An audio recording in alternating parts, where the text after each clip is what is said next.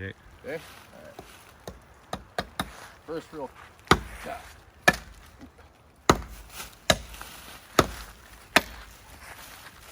That wood's hard.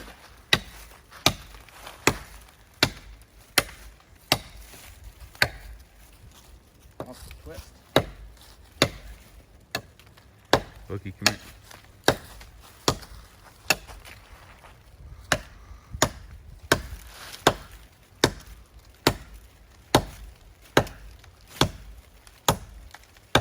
Try and find a sweet spot.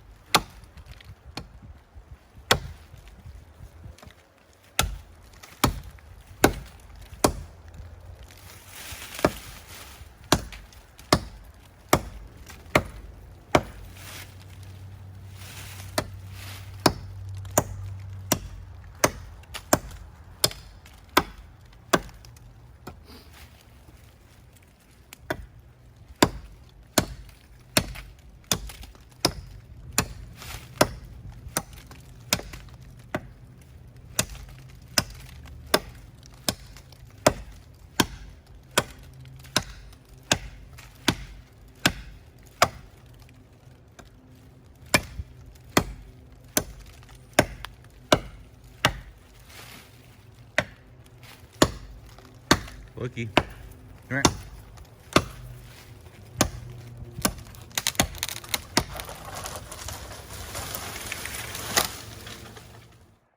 Is it videoing? Yeah. Okay, here we go.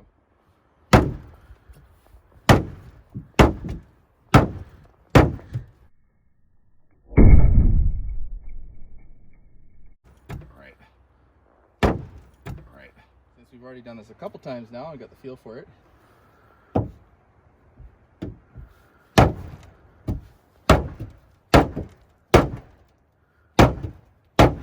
Put some good old speed holes in the hood, eh? You getting this? Yeah. Alright. Let's see if we... Not a lick of damage.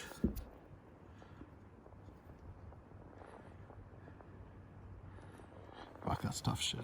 Pardon my language.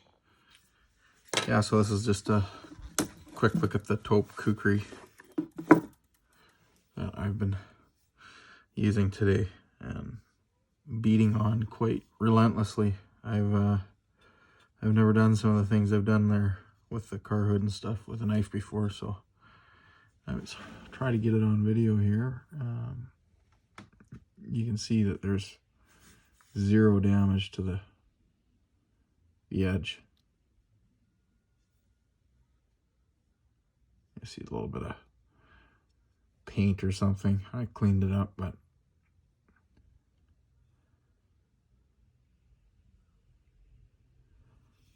that's a beast of a knife for sure. That's forest green burlap, I think is what it's called, with red liners and brass pins and lanyard tube there. Now, I've never actually swung a kukri before, so it was a different experience for me. I think compared to, you know, your normal knives that have a blade that's in line with a handle, you're used to not having to worry about the blade twisting as much as you do with this. First couple swings there, I noticed that it wanted to twist a little bit on me, and that isn't the knife's fault. That's just my inexperience actually using this knife, and finding, you know, exactly how it likes to be swung. There is definitely a bit of a sweet spot in and around here, but also up here too. It's definitely going to take a little bit more use for me to find exactly, you know, the most efficient way to use it. Now, I mean, I don't want to be completely 1000% positive and not talk about anything that I mean, could say negative, because then it looks like I'm just, you know, hyping the blade. For the wood that we have where I live, do with a little bit finer of an edge, not so thick behind the edge so that it bites a little deeper.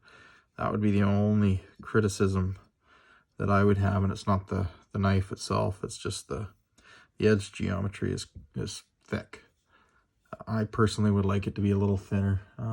Try and get this on video where you can see just how stout the tip is. I mean, what I did with it, you know, on the hood of that Ford Explorer, I mean, I would never have done it with pretty much any other knife that I have. And that's not because I don't care about this. I absolutely cherish this knife. It's because I have 100% faith in the blade, and I know by looking at it and, you know, feeling just how thick it is, that it's gonna take an insane amount of abuse and stupidity to actually damage it. I figured there'd be some rolling, or there be some sort of edge deflection, chipping. You know, there's just nothing. If I were to be really, really, really, really super picky, I can maybe see something there. But I mean, it's a real stretch to even say that. Oh yeah, I can see just a tiny little glint. It's almost impossible to see, to be honest. So, I mean, and you're talking about a car hood that's reinforced with bracing underneath, and it's not thin sheet metal. You know, it's a Ford Explorer with fairly substantial body steel there. So this thing is just unbelievable. And it comes with a fantastic leather sheath. Like, it's a really nice sheath. Try and get this show up on video here. I've got my calipers here. So you can see the overall thickness. 6.3, yes. 6.35 mils. 1/4 inch thick.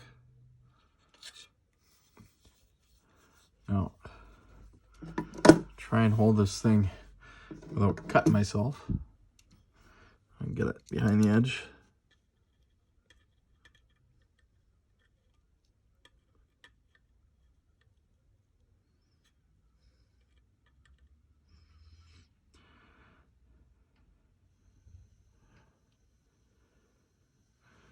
I see where I'm grabbing it.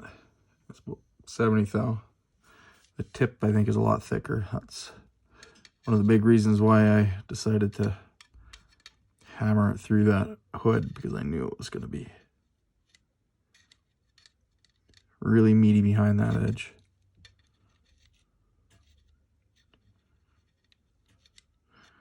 I can't even get it to find a nice spot there. Almost about 100 thou, give or take.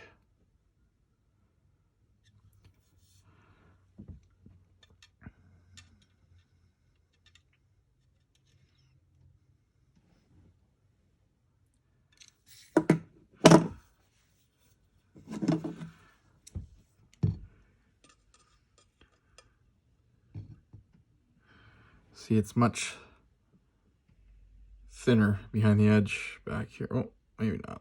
I didn't quite have them pinching right there. It is still thinner though, about 60 thou, which is what you want when you're doing detail work. Like if you're trying to make feather sticks,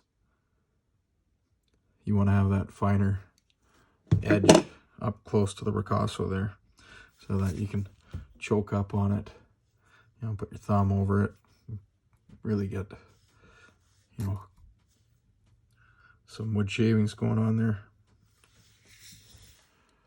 So this is a big chunk of wood that I chopped down before. I'm not going to do much with it, but I'm just going to see how it performs. Because it is pretty thick behind the edge, so I'm not expecting to make, you know, super fine curls or anything like that. And I'm doing it in an awkward position here too, because I'm holding about a 5-foot long piece of wood under my arm, trying to stabilize it for the camera. But yeah, it is a little thick, but there we go. Get through that outside sort of layer of wood.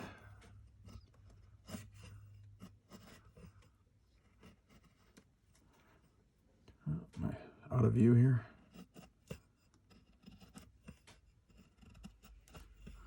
Well, there you go.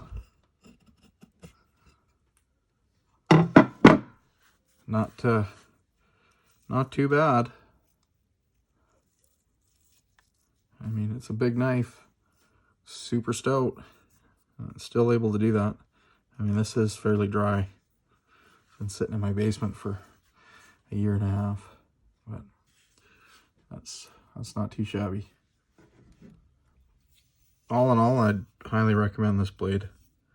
It's a steal of a deal when you think about, you know, the cost to produce something like this in CPM 3V. You know, that's a big chunk of steel. I mean, the steel itself costs a lot of money, and then all the, you know, consumables like grinding belts and, you know, stuff like that they must have to go through to grind these knives.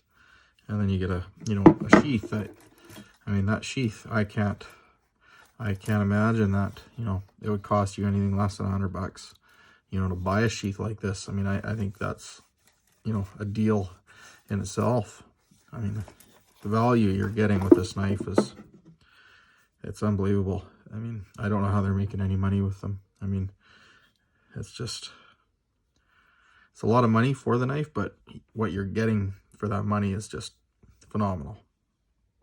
I'm definitely going to be putting it through its paces and, you know, using it, doing some different tasks with it. I think it'll feather stick probably quite well up here. Good control. It's, you know, big handle on it. I really like it.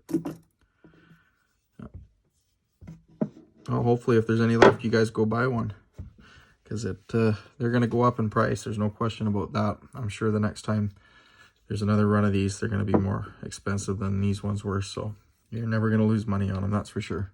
And there's always going to be somebody that wants to buy one if you know, buy one and decide it's just not for you. Anyways, thanks for watching.